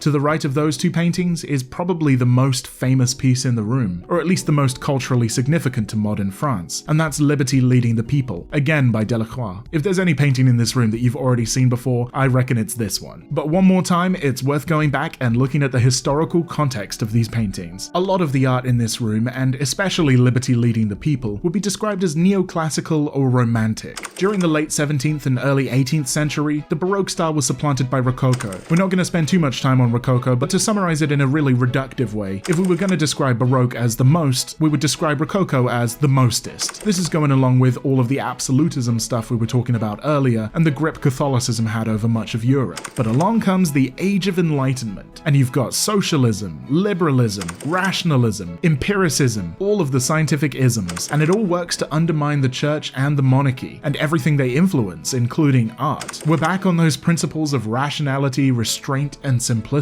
Add to that the unearthing of various ancient sites like Pompeii, which capture the public imagination of the classical period once again. So where do we go back to but classicism for like the third time, and this time we call it neoclassicism. Now this style is far from a monolith, and many different movements within it took some aspects of the ancient classical period or Renaissance era classicism and left behind others. For instance, some took the unadorned, graceful depictions of mythological figures, others the ideas of high learning and rationality, and yet others the individual liberty of man. In France specifically, neoclassicism emerges from the then reign of the later Louis and is omnipresent throughout the reign of Napoleon Bonaparte, where it appealed to imperial idealism, combining classical stylings with the rich ornamentation of earlier French monarchy in what we call empire style. In response to that, however, you get Romanticism, which looked at all the future-facing science, rationality, and the Industrial Revolution and longed for a return to an idealized past, one full of nature and mysticism, imagination and the supernatural. To hell with restraint, the Romantic says. Bring back passion and emotion. It's the only thing that gives life meaning. The individual and their subjective experience is more essential than any lofty rational absolute. There's a surprising amount of crossover between those two movements. For instance, a classical subject can be depicted in a way that evokes strong emotion. But we're being reductive today because the video is too long, so we're going to ignore all of that. We're also going to ignore the murkier side of Romanticism that fetishizes foreign cultures as exotic and mystical, and the scientific racism of the Age of Enlightenment. But it's this period that this room at the Louvre most embodies. Yes, there's Baroque here as well, but the overall theme is that of the emergence of French Romanticism out of neoclassicism, especially through artists like Delacroix and Géricault. And this is where we can map it to John Wick quite effectively. From the strict imperialist rule of the Marquis and the High Table emerges the vibrancy and individuality of John and the management faction. I said earlier that we would kind of leave out monuments and landmarks, but really I'd be remiss remiss to leave out that the Statue of Liberty is a French design in the neoclassicist style. Much like the painting we were discussing before I so rudely interrupted myself, it's a personification of the Roman goddess Libertas, triumphantly leading the world into enlightenment, an image you see around the world over and over again. In the center of the painting is the French national personification of liberty, Marianne, a lady so free she freed the nip like no one else before, wielding a tricolor and leading the people of France in the Second French Revolution. That's the one that overthrew Charles X, not the one where they sang a lot. It might be one of the most patriotic images I've ever seen. The equivalent here in the UK of a picture of James Bond and the Queen petting the Churchill Bulldog, all three of them wearing Union Jack top hats. We've already talked about how the theme of liberation through violence isn't hard to map to the John Wick films, with John likewise leading the people, albeit reluctantly, to freedom. What is interesting is that this is the one the Marquis has chosen to sit directly in front of, the one he's contemplating when Winston arrives. He even gets up during the latter half of the conversation to gaze more closely at it. It's odd given he's clearly, obviously, blatantly the parallel of the king in this scenario, coming into power and immediately abusing it, destroying 2 continentals and murdering or torturing anyone who didn't demonstrate absolute loyalty to his side, much like Charles's own impositions on the rights of the citizenry, the press, and the government. Any idiot looking at this painting in this scenario could see John as liberty. Winston only needs to glance at it when he arrives before calling it A warning of the cost of tyranny. So how is it possible that the Marquis can't see it? Well, it's because he's just that delusional and misguided. The Marquis looks at the painting and, in considering the July Revolution, he comprehends only a seizing of power by force, a changing of the guard rather than the human strive for freedom. He sees a glorious victory in the great change it brought, and he wants a piece of it for himself. He talks about the change he's bringing, new rules and new management, and it becomes clear that he somehow sees himself as liberty, bringing revolution instead of John. In reality, he's just more of the same, but worse. Winston makes a subtle dig to the same effect that goes right over his head, noting the many marquesses before him that were remembered only for their servants before manipulating his pride and ego into thinking he could be greater than all of them, worthy of a painting of his own. Much like Santino, he's staring directly into the face of his own doom, but he's blind to it. Moving on to the right again, at the top there is Joseph's Bloody Robe Brought to Jacob by Francois Joseph Haim. This is the Technicolor Dreamcoat Joseph, the King of Dreams, and it depicts when his brothers sold him into slavery, faked his death, and brought his bloody robe back to their father Jacob. Yeah, he's grieving there, not dabbing. This one could parallel Cain and Winston as John's symbolic brother and father, killing and mourning John respectively at the end. It fittingly casts John as a dreamer who escaped his terrible fate into a better life and saved others along the way, despite their betrayals. Underneath it is Daphne and Chloe by Françoise Baron-Gerard. The story of these two is so fucked up, but also kinda sweet, like girly smut. However, it's really long and mostly irrelevant, so we're not gonna go through the whole thing. The point is, it's a wild ride for these two lovers, and the painting portrays the two in a peaceful moment, something quite rare on balance. It's an idyllic scene that mirrors John and Helen, and the brief moment of peace they got before her death and John's return to assassinating, and the slightly unrealistic, dreamlike vision that both stories present. Up and to the right of that one is Prométhée by Claude Félix Thed. No, you know what? It's by Alagny. I don't have much to say about the content of the piece, it being a landscape painting that evokes primordial earth, but I do have something to say about the name. Prometheus is most well known for being the titan that brought fire to man, kickstarting human civilization, and in doing so defying Olympus. For his transgressions, he was punished with eternal torture via Hungry Eagle, the hero of the people that John becomes, and the punishment he receives from the High Table, who've already been associated with the Olympians in the second film, is all highly evocative of the myth of Prometheus. Down from there is The Shipwreck of Don Juan, again by Delacroix. This one depicts a scene from an early canto of Byron's epic poem Don Juan, wherein Juan and his servants, along with several sailors, escape a shipwreck and run adrift in a longboat in the middle of the sea. They succumb to a similar breakdown of order as seen in The Raft of the Medusa, cannibalism and all, though with Byron's inspiration stemming from accounts of the HMS Wager rather than the Medusa. Nevertheless, we can draw all the same thematic links between the two wrecks and John Wick's obsession with rules and order. For Don Juan specifically, I also see similarities between John's international escapades and Juan's own. If you replace fucking with killing, you see them both smuggled across the world, protected by this or that powerful benefactor, while seemingly the rest of the entire world is out to get them. To the right of that is The Children of Edward by Paul Delaroche. The Princes in the Tower is a pretty widely known story here in England, but for our overseas viewers who weren't theatre kids, these are the children of King Edward IV. They were imprisoned in the Tower of London by the Regency Council after their father's death and declared illegitimate, leading to their uncle Richard III becoming king. Now, there's no evidence to suggest that Richard ordered their deaths, but they definitely presented a threat to Richard's rule, and they definitely disappeared a month or so after his coronation, never to be seen again. So it's a total mystery, but honestly it could have been any number of loyalists. The painting portrays the children, seemingly moments before their assassinations, anxiously looking towards the door. Threat to an assassin's child has already come up in John Wick with Sophia in the third film, but here in the fourth, the children could be most easily paralleled with Kane's daughter. The Marquis's threat to her life is his sole drive throughout the movie, and he must imagine a scene like this every time he thinks of refusing to do the table's bidding. I can't make out this one behind Chidi, so if you're familiar with the layout of Room 700 circa 2023 and know what this one is, please do sound off. At the top right of this wall is The Vow to the Madonna by Jean-Victor Schnetz, and it depicts a number of people in a church praying to the Virgin Mary. Prayers to the Madonna are typically pleas for salvation. Think of Ave Maria, which I talked about in a lot more detail in the Batman section of the Pop Remixes vid. There's plenty of salvation to go around in these last two movies. John makes his round in the third, pleading for salvation from the director, Sophia, and the Elder, and Winston and the Bowery King do the same back to him in this one, not to mention the mutual deal between John and Katia in the church of all places. Basically, no man is an island in these films, and there's a constant back and forth of debts owed and favors returned. On the left of the hallway entrance, that's Joan of Arc at the Coronation of Charles VII by Jean-Auguste Dominique Ingres. The main link between John and Joan, besides that their names are kinda similar, is their martyrdom. Joan was burned at the stake for heresy, among other things, before being posthumously pardoned and canonized, mirroring John's own excommunicado and then ascent to sainthood amongst the assassins. It's only after their deaths that they're forgiven by the institutions that murdered them. Right, so that's one wall done.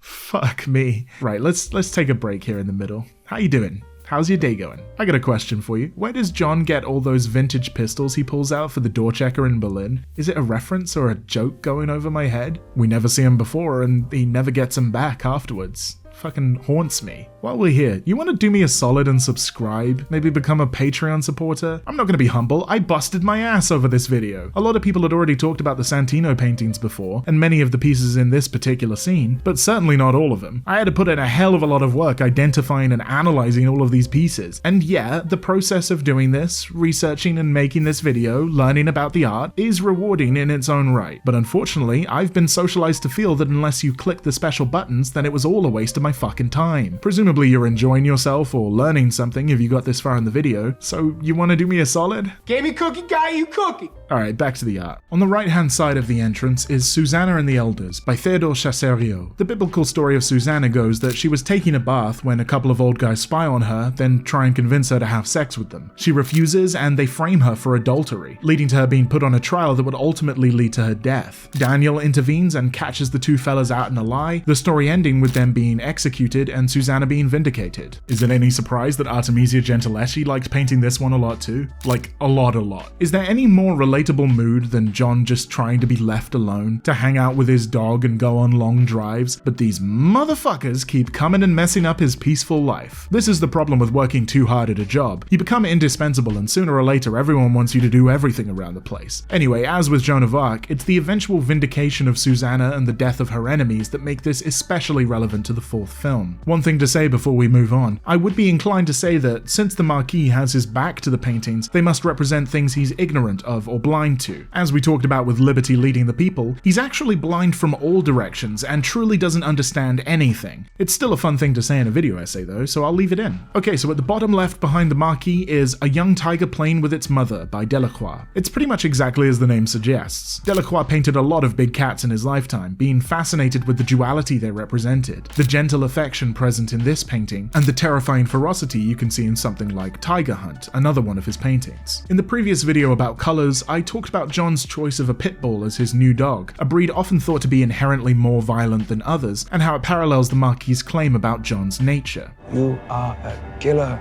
John embodies both sides of the tiger, with his tenderness towards Daisy and tokens of Helen, his fierceness in defending his friends, and the savagery he displays in seeking vengeance when he's wronged. The Oskull tattoo on on his back, while canine instead of feline is evocative of that same nature. For the life of me, I can't figure out this one above the tiger, so we'll skip that and move on to the central painting behind the marquee, The Death of Sardanapalus, again by Delacroix. Sardanapalus, the bloke lounging on the bed in the top left, is the mostly fictional last king of Assyria, well known for his decadence. The story goes that his city was besieged by an unbeatable force, and rather than admit defeat, he gathered all his concubines and eunuchs in his chambers and put them all to death with him. It was technically in a fire, but this painting depicts a more hands-on slaughter. The marquee embodies Sardanapalus' indulgence, given his elaborate dress sense and recurring sweet tooth, specifically with the sugary espresso and slice of what appears to be frangipan for breakfast, not to mention the fuck ton of other cakes on the table. Is that a Marie Antoinette reference? They're also connected in pride and sheer spite, with the marquis, like Sardanapalus, sending scores of soldiers and former allies to their deaths, and even putting his own life on the line foolishly just to keep John from walking free. The embarrassment of failure and the affront to the power he represents is enough to inspire him to completely self-immolate. To the right of that is David playing the harp for King Saul by Grow Again. This is the David what killed Goliath, and the scene could take place before or after that iconic fight. Saul, the last king of Israel, was plagued by what he thought was an evil spirit sent by God. He only finds relief when David, a talented harpist, plays for him, so he keeps him around as his squire essentially. When war with the Philistines breaks out and Goliath makes his challenge, David is appointed as champion and kills Goliath with his sling. After the duel and many other victories besides, David is celebrated as a hero, making Saul jealous and afraid that David may attempt to overthrow him. Several times during his harp playing, Saul chucks a spear at him. Given the presence of a spear at his side, but as yet unyeeted as seen in other similar paintings, this could equally take place in the days before or after the duel with Goliath. Either way, the threat in the painting is implicit, and Saul eventually goes on to order David's death. First of all, comparing John to David isn't hard. He's always killing goons much larger than him through the use of tools. They even invoke David's name in this film, though it was in reference to Sharon. You have the unshakable faith of David, my friend. If you wanted to draw a direct line between Goliath and someone in John Wick, in other words, the righteous killing of someone which makes the killer a threat to their superiors, again, you're not wanting for options. Yosef, Santino, the Elder, no one could really call John wrong for killing them, but they definitely undermined his position more and more with every passing kill. For his battles, John is held up as a hero amongst the management faction, presenting a threat to the high table that the Marquis attempts to snuff out. There's little doubt that he would eventually be successful, gradually burning down every haven John has across the world, if not for Winston singing his sweet song like David, chilling the Marquis' relentless pursuit. The biblical story ends with the two reconciling and parting ways peacefully after David shows that he could have killed Saul on a number of occasions, but refused to do so. Not so in John Wick, where the Marquis believes himself untouchable right up until the very end, with his lack of foresight and self-preservation ultimately costing him.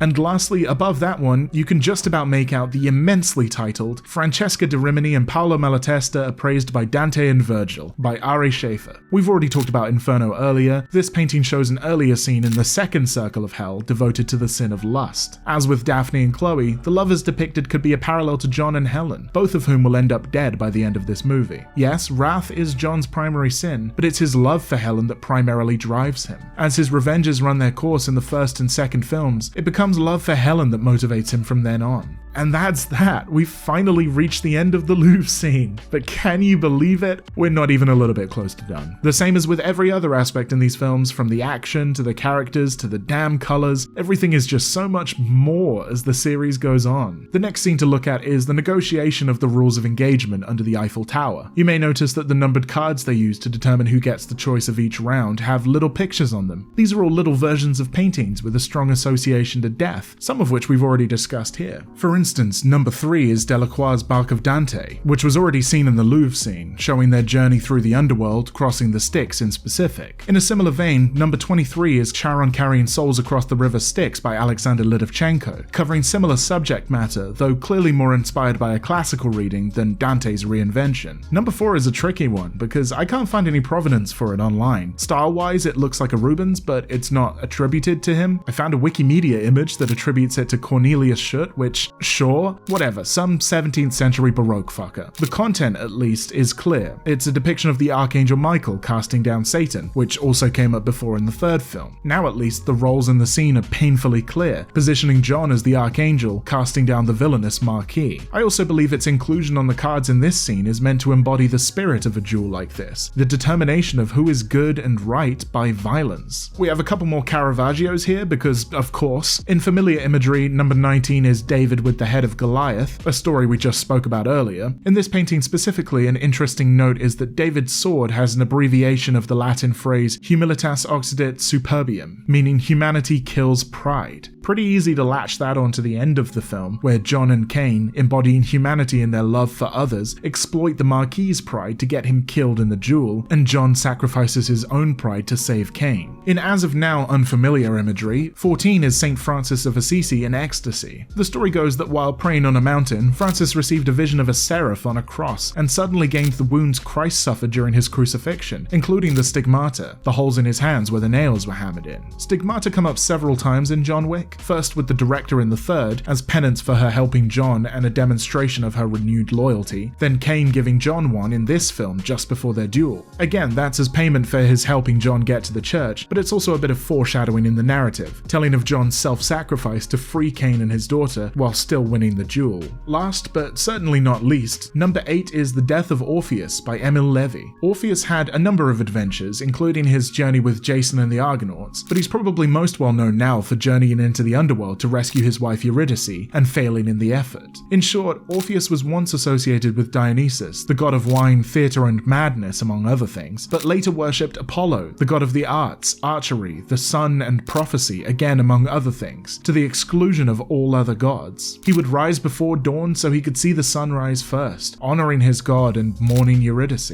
Offended by his switch in loyalties, or maybe his inability to move on from Eurydice, the Maenads, the batshit crazy female followers of Dionysus, literally rip him to pieces and scatter his remains, which is what we see playing out in Levy's painting. John is heavily associated with Orpheus for a whole heap of reasons, his mourning of Helen being the most prominent. In fact, his long journey to find the Elder in the third film, in order to preserve his life and thus the memory of Helen, ending in failure when he chooses to turn back to Winston, symbolically parallels Orpheus's own journey, and go hand in hand with other journeys to the underworld we've seen throughout several of these paintings. His association to Apollo continues in his skill with ranged weapons, upgrading from bows to guns, and the light of the sun. Just like Orpheus, he's killed by the followers of his old religion for changing loyalties, and dies under the rising sun, which gives him comfort in the wake of his wife's death. With the terms of the duel decided, but the contract on John's life remaining open, Winston and the Bowery King smuggle him through the disused half of the Porta de Lille metro station, which the king seems to be using as a base of sorts in Paris. In keeping with assassin tradition, the walls are positively littered with famous artworks. I don't think I can make out any of the statues on display, but the paintings are easily identifiable. On the left in the wide shots is The Incredulity of St. Thomas by the one and only Caravaggio. Thomas was the guy who didn't believe Jesus when he came back from the dead, so Jesus showed him his stigmata, yet another reference to those wounds in John Wick. As we've said earlier, resurrection is a talent John shares with Jesus, both in his literal resurrections between the third and fourth film, and between this film and the now confirmed fifth, as well as his symbolic resurrection as the Baba Yaga. He even pretends to get taken out by Cain, all to suddenly come back and land the killing blow. Surprise, motherfucker!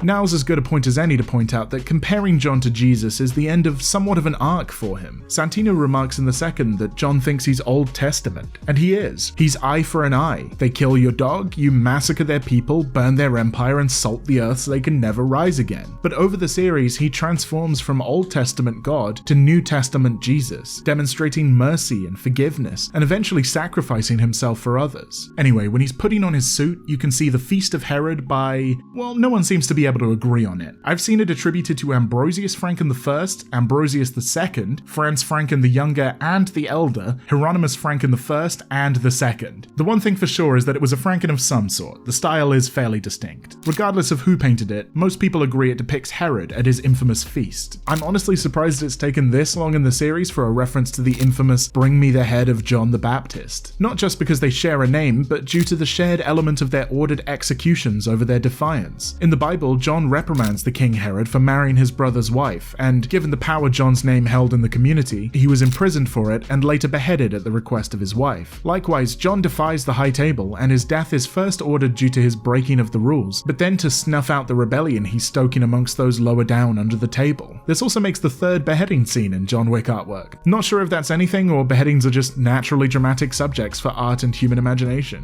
And finally, back in the wide shot, you can make out The Adoration of the Golden Calf by Nicolas Poussin. This is the scene from Exodus when Moses goes up Mount Sinai to receive the Ten Commandments. He leaves the Israelites alone for like 1 second and they immediately start worshipping a golden calf. And wouldn't you know it, commandment number 1 is not to do exactly that. Cue a bunch of tablet smashing and general chaos. In this moment, John is Moses, returning to the fold after communing with the spiritual and returning to destroy the false idol his people have risen up to worship, the Marquis on behalf of the High Table. They're both bringing a rule of order and justice to their respective worlds, having been enslaved and exploited for countless years. What really caught my eye about the painting though is this is only part of it, just the top left with the calf, yet it's framed like it's the complete piece. I'm not kidding when I say this broke me. Like, is this lore? In the world of John Wick, did something happen to the painting, like a glass onion type situation, and this is all that's left? Or is this revealing that all of the paintings here in the subway, and perhaps all of the paintings in the series, are fakes? A lot of things clicked into place when I thought this. It would certainly explain how fucking cavalier these people are with near priceless pieces of art history. I don't care how rich you are, this stuff is still valuable, and is probably behind only property in their individual values as assets. If we go right back to the first painting we looked at for this video, in a private dining room by Henri de Toulouse-Lautrec, it's currently held in a museum, so we can't speak to its exact value by recent sales, and value in art is volatile, being largely determined by the value its buyer places on the piece. But we can certainly make a justified estimate. Lautrec's most expensive painting today is La Blanchisseuse, sold in 2005 for $22.4 million, $36 million in today's money. More recently, and to provide a range, in 2015, in Armenonville in a private office sold for around 2.5 to 3.5 million, and in 2020, Pierre Roux sold for 9 million. So this little thing right here, sat up against Vigo's fucking microwave, is worth anywhere between $4 and $30 million at auction. Ain't no way, it's a fucking fake. You remember those paintings back in the theater in the third film that I couldn't identify? Well, I went back and I realized that this one is another copy of The Sacrifice of Polixena, which was already seen in the hallway as they walked in. And this one above the wolves, that's also found in the hallway right next to it. It also explains that Archangel Michael painting on the numbered card, the one with no identified source or painter, the late Renaissance equivalent of a stock photo. Why would these people that give so much credence to names and families and reputation give that piece pride of place next to the works of Caravaggio? It's because they don't actually give a shit, and neither do their clientele. Next to contract killings, the main side hustle of the High Table and those that work under it is art forgeries. Or, you know, it was an employee in the props department who was asked to get a bunch of Baroque paintings relating to violence, justice, and punishment so they can put little mini pictures on their murder tarot set, and there was hardly any oversight on which ones went on there because it's barely on screen for more than a second, and Chad Stahelski frankly has more important things to do, so they looked up Archangel Michael painting and didn't think twice about picking this admittedly awesome picture, and they also didn't anticipate or care that some crusty bastard on the internet would freeze frame the image and adjust for the perspective and do a reverse image search and scour the internet for its provenance. Yeah, it's probably that one. Thank God this was the last painting in the film, because I think I might have broken if I looked at any more.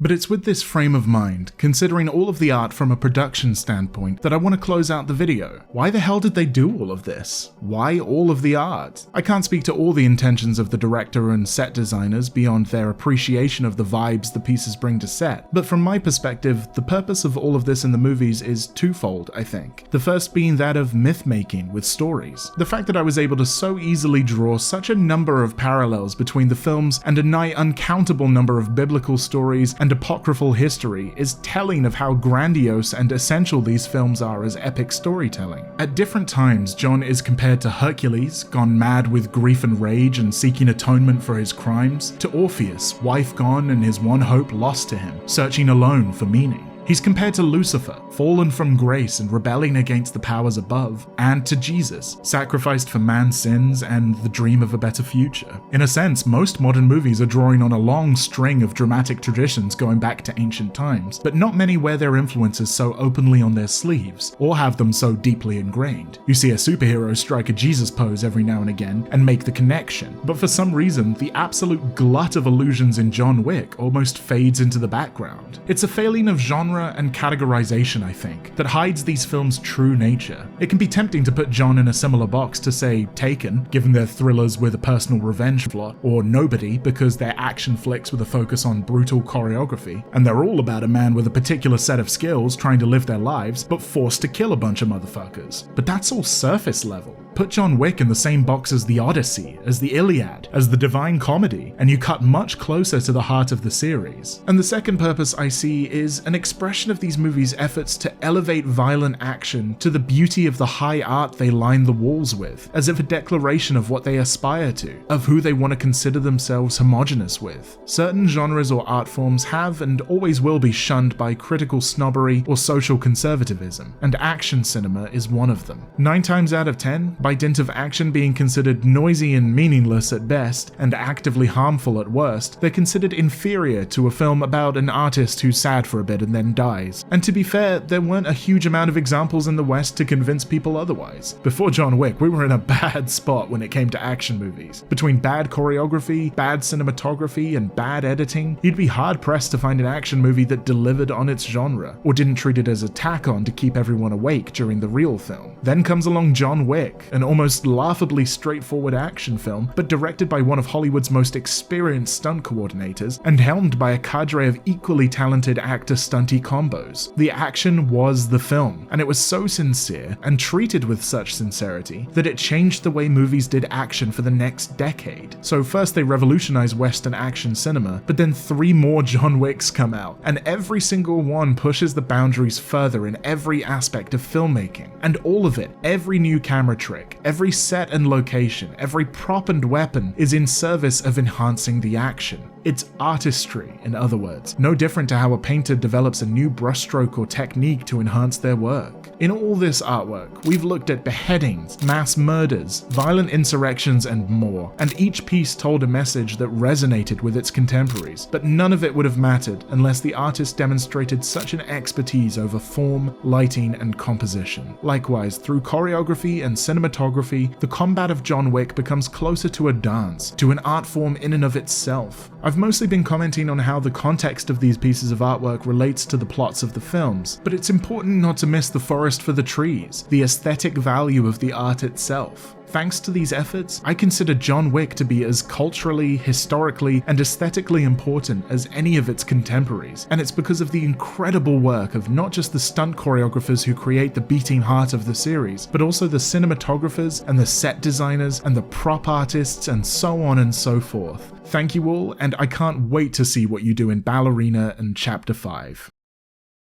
Thanks very much for watching. Once again, do all of the liking and subscribing to make me feel like any of this was worth a damn. My brain is so cooked from looking at all this art. I recently rewatched Beauty and the Beast, and I'm now convinced that this line is the funniest in the movie. Away to reveal a minimalist Rococo design. This is yet another example of the late neoclassic Baroque period. If you're new here, we don't just do long-ass deep dives like this all the time, so if you want to snack on some less lengthy UDS stuff, Tom's probably got you covered with plenty of bangers. But if the feature film length stuff I tend to make is more your bag, trust there'll be more. The last thing I'll leave you with, the second Ballerina trailer came out while I was making this, exciting times, and after all the allusions to Eve and the Garden of Eden in it, plus the prominence of the director and the Ruska Roma, I started making a bingo of things I'm expecting to see. The only prediction I'm going to stake my left nut on is that this painting is going to appear somewhere in the movie. It's the Garden of Eden, Eve reference, check. It's all about rules, choices, and consequences, John Wick themes, check. And it's by Rubens, 17th century Baroque painter, check. Come back here after the movie comes out, and I swear to God, if I'm right, you are obligated to become a patron. And if I'm wrong, leave a comment saying, "Surrender your left nut, Drew, you hack fool," and I'll know I failed. See you then.